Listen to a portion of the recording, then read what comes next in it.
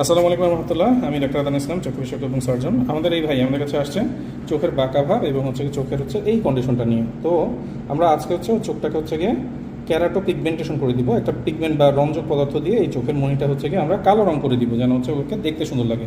এর পরবর্তীতে ওর প্রতি গিয়ে আমাদের গিয়ে পরামর্শ থাকবে যেন গিয়ে টেরা চোখের অপারেশনটা করে নেয়। হ্যাঁ, তাহলে ওকে দেখতে সুন্দর লাগবে। তো ভাই, তোমার যে ভিডিও ধারণ করা হচ্ছে এটা সোশ্যাল মিডিয়াতে পাবলিশ করা হবে, তোমার পূর্ণ অনুমতি আছে তো? জি, ইনশাআল্লাহ। আচ্ছা, তোমার জন্য অনেক অনেক শুভকামনা রইল। আসসালামু আলাইকুম রহমতুল্লাহ। আমি ডাক্তার আদান ইসলাম, চক্ষু বিশেষজ্ঞ এবং সার্জন। আমাদের এই ভাই আমাদের কাছে আসছে চোখের বাঁকা ভাব এবং চোখের মণিতে গিয়ে সাদা দাগ। মানে চোখটা অনেক আগে ছোটবেলায় গিয়ে ও কোনো একটা কারণে নষ্ট হয়ে গেছিল। তো এখন গিয়ে চোখে তো দৃষ্টি আর ফেরানো সম্ভব না, চোখের সৌন্দর্যটা যতটুকু ফেরানো সম্ভব সেটা আমরা চেষ্টা করেছি।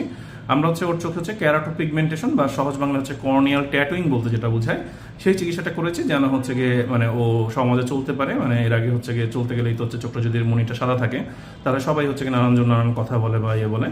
তো আমরা শুধুমাত্র প্রথমে রংটা করে দিয়েছি, এরপরে যদি ও চায় ওর টেরা ভাবটাও আমরা অপারেশন করে দিব। তো তোমার চোখটা একটু আমরা দেখি কাছ থেকে। হ্যাঁ, ঠিক আছে। এই যে এটা গিয়ে চোখের মণিটা গিয়ে কি ছিল আর কি হয়ে গেছে আপনারা দেখতে পাচ্ছেন।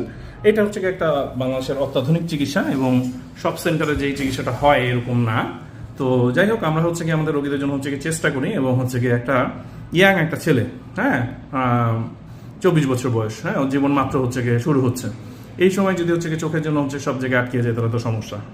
তো শোনা, তো তোমার এই চিকিৎসার পরে এটা তো একদমই মানে মানে মনে করো সব হাসপাতালে অ্যাভেলেবেল এই চিকিৎসাটা এরকম না।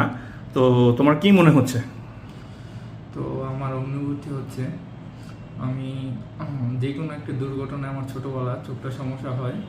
তো আজ 12 বছর যাবৎ অনেক অনেক অনেক জায়গায় অনেক সম্মুখীন হতে হচ্ছে এই চোখের জন্য।